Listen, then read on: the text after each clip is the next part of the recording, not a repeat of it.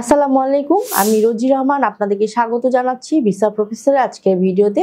আজ আমি আপনাদেরকে জানাবো প্রাকৃতিক সৌন্দর্য, উন্নত অর্থনীতি এবং কর্মসংস্থানের জন্য ব্যাপকভাবে পরিচিত ইউরোপের একটি উন্নত স্থিতিশীল দেশ স্লোভেনিয়া নিয়ে। কিভাবে স্লোভেনিয়া যাবেন, কি কি সুযোগ সুবিধা পাবেন, এসব নিয়ে আলোচনা করব, সাথেই থাকুন।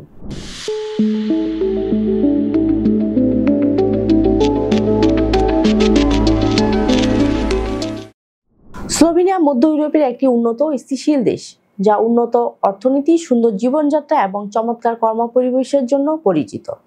ইউরোপীয় ইউনিয়নের সদস্য হয় এখানে কাজের সুযোগ পেলে অন্যান্য সেনজেন দেশে ভ্রমণ ও নেটওয়ার্ক গড়ে তোলা সুযোগও সহজ হয়। বিশেষ করে নির্মাণ, কৃষি, স্বাস্থ্যসেবা, হসপিটালিটি ও আইটি সেক্টরে দক্ষ অদক্ষ কর্মীদের জন্য প্রচুর চাকরির সুযোগ রয়েছে। তুলনামূলক সহজ ভিসা প্রসেস, সামাজিক নিরাপত্তার সুবিধা এবং বসবাসের স্থায়িত্ব পাওয়ার সম্ভাবনার কারণে স্লোভেনিয়া আন্তর্জাতিক কর্মীদের জন্য একটি আকর্ষণীয় গন্তব্য হয়ে উঠেছে। যদি আপনি ইউরোপের স্থায়ী ক্যারিয়ার গড়তে চান, তাহলে স্লোভেনিয়া হতে পারে আপনার জন্য আদর্শ একটি দেশ। চলুন প্রথমেই জেনে আসি কেমন দেশ স্লোভেনিয়া। মধ্য ইউরোপের দেশ স্লোভেনিয়ার প্রাতিষ্ঠানিক নাম দ্য রিপাবলিক অব স্লোভেনিয়া। এর পশ্চিমে রয়েছে ইতালি, উত্তরে অস্ট্রিয়া, উত্তর পূর্বে হাঙ্গেরি, দক্ষিণ পূর্বে ক্রোয়েশিয়া এবং দক্ষিণ পশ্চিমে আড্রিয়াটিক সাগর। স্লোভেনিয়া পাহাড় ও বন সমৃদ্ধ একটি দেশ। মোট আয়তন 20,771 বর্গ কিলোমিটার এবং জনসংখ্যা 2.1 মিলিয়ন। এর আগে এটি ছিল যুগোস্লাভিয়ার একটি অংশ। 1991 সালের 25 জুন সর্বপ্রথম কোনো রাষ্ট্র হিসেবে স্লোভেনিয়া যুগোস্লাভিয়ার জোট থেকে বের হয়ে আসে এবং নিজেদের স্বাধীন ও সার্বভৌম রাষ্ট্র হিসেবে ঘোষণা করে। তাদের বেশিরভাগ স্লোভেনিজ জাতিভুক্ত। স্লোভেনিয়ার আবহাওয়া প্রধানত উপমহাদেশীয়। লুবলিয়ানা দেশটির রাজধানী ও সর্ববৃহৎ শহর। 2002 সালে জরিপ মতে স্লোভেনিয়া মুসলমানের সংখ্যা 47,824, যা মোট জনসংখ্যার শতকরা 2.4 ভাগ। আমরা দেখলাম কেমন দেশ স্লোভেনিয়া। এবার আমরা জানবো স্লোভেনিয়া কি কি কাজ রয়েছে এবং বেতন ভাতা কেমন পাবো। ইউরোপের সেনজেনভুক্ত দেশসমূহে যেতে চাইলে অনেকের কাছে প্রথম পছন্দ স্লোভেনিয়া, কেননা এখনো এখানে খুব বেশি বাইরের মানুষ নেই। স্লোভেনিয়ার ইমিগ্রেশন পলিসি দীর্ঘমেয়াদে যারা দেশটিতে বসবাস করতে চান তাদের জন্য আদর্শ। স্লোভেনিয়ার ভিসার সাথেই পাওয়া যায় 2 বছরের টিআরসি। সেই সঙ্গে যদি এই 5 বছর ফুল টাইম কাজ করার অভিজ্ঞতা থাকে, তাহলে তিনি পাবেন স্লোভেনিয়ার পার্মানেন্ট রেসিডেন্ট কার্ড।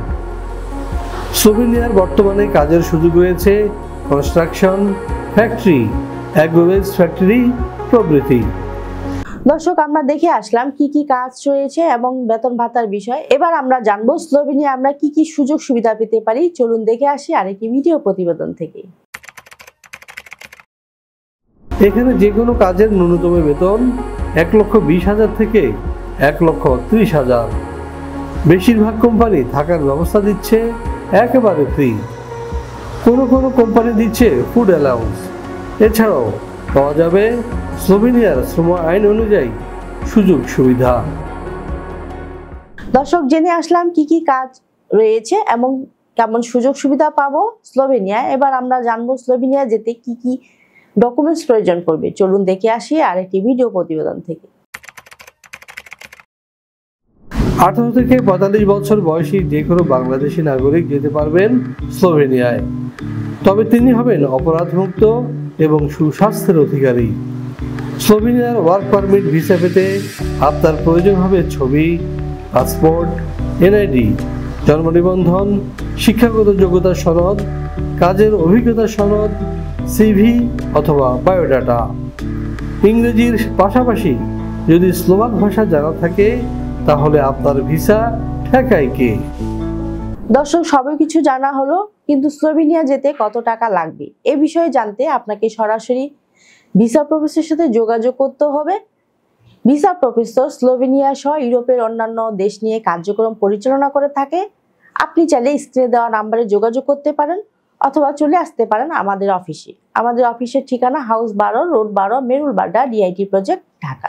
আমাদের অফিস খোলা থাকে শনি থেকে বৃহস্পতি সকাল 10টা থেকে সন্ধ্যে 6টা পর্যন্ত।